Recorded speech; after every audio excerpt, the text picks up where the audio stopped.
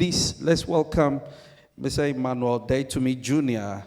Esquire, who would give us the vote of thanks. Please welcome him. Distinguished ladies and gentlemen, all protocol observed. On behalf of the founder and executive director, Dr. Emmanuel Tumi, the AFLIGA team that's behind this event, and all gathered here today, it's both an honor and a privilege to stand here to render this vote of thanks. Thank God for this deeply inspiring and thought-provoking inaugural edition of the AFLIGA Thought Leadership Series. First of all, we lift our gratitude to God, the grand architect of the universe, and whose divine providence not only birthed the vision in the heart of the executive director, but faithfully guided it from conception to execution. To the Honorable Minister, Dr. Momo Late, though present by proxy, we are deeply grateful for your continued advocacy for gender equity and women's development across the continent. To a special guest of honor, Honorable Monica Musvangwa. Forgive me if I butchered the name slightly. Your virtual presence here was both a testament to your leadership and an affirmation of the Pan-African urgency of this discourse. To the chairperson, Prof. Georgina Yaa, thank you for setting the tone and for overseeing what I truly believe will echo in the annals of history as a watershed moment in the cause of inclusive and holistic woman leadership development. To our keynote speaker, Nana Prof. George Sefade, we extend our most sincere appreciation for your masterful reflections. You have challenged us to re-engage with organic paradigms, which have been long buried, and to reimagine indigenous wisdom and knowledge, not as relics of the past, but as rich resources for the African leadership to become ethical learning subjects. To our brilliant lineup of discussants and speakers, we say wow. From Professors Philip Dokuose to Professor Candice Moore, to Prof. Nana Hema and her spirit-filled performance and speech, to Prof. Njoki Wane and Miss Nadia Bai. In fact, the sheer intellectual weight and academic gravitas we witnessed here is staggering.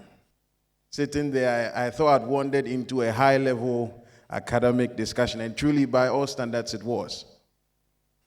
And to you, our cherished audience, participants, partners, and the indefatigable AFLIGA team, without whom this program would never have happened, we say thank you. Thank you for showing up. Thank you for leaning in. Thank you for engaging with such enthusiasm. And to our moderator, I don't think he expected. To our moderator, we are each grateful for midwifing this event. You added flair and excitement throughout the event. As I reflect on today's rich and multidimensional conversation, I cannot help but return to the stories of the formidable women who through history have led with courage. Like Prof. Day admonished, in this conversation, I've been inspired to smile with our own teeth. Women like Yaa Asantewaa did not merely rise to leadership. In my opinion, they redefined leadership. And even closer to home, the matriarch of our own household, Mrs. Dora Tumi, I think, as a testament to the rich resources of leadership that we see in women, in her decade-long leadership at Civil Service Training Center. She led some of the most awe-inspiring moments in their history. Please give her a round of applause. As a lawyer, I've come to understand that the leadership potential in a woman is not only true, it is a constitutional testament. Our Constitution has entrenched and endorsed the position of the Queen Mother as being coextensive and coterminous with that of a chief. In that system, and by all standards, the chieftaincy system has been the most enduring form of governance in Ghana. That system had the office of the Queen Mother, which was not merely ceremonial. It was in every sense the true power behind the throne. I think that has been a theme that has echoed through the speeches of every speaker. Throughout our history, before the advent of colonialism and the various issues that came with it, we understood the primacy of female leadership. But growing up, I was always baffled by how there was a glaring disconnect between the evident leadership potential in women exhibited anytime they were given the opportunity, but the persistent gender disparities that continue to define so many leadership systems and spaces. And it is precisely because of this dissonance that platforms like AFLIGA are so commendable. They are not just commendable, I believe they are quintessentially necessary. They remind us that the question is not whether or not women can lead. History has long answered that question.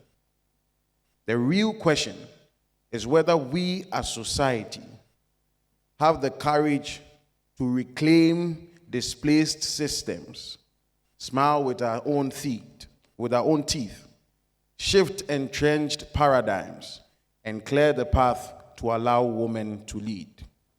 Indeed, today's discourse has reminded us that disruptive and constructive conversations such as these are not luxuries, they are imperatives. And at a time when conventional frameworks have failed to reflect the full breadth of our realities, and when the wisdom and leadership of African women are all too often marginalized, platforms such as these offer us bold canvas upon which to paint new futures.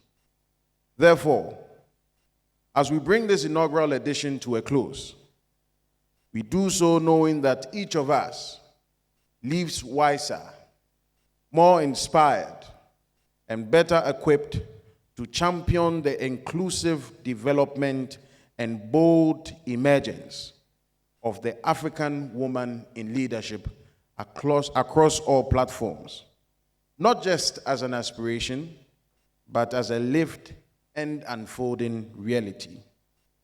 Thank you all once again, and may this gathering be only the beginning of many more transformative conversations to come. God bless you all.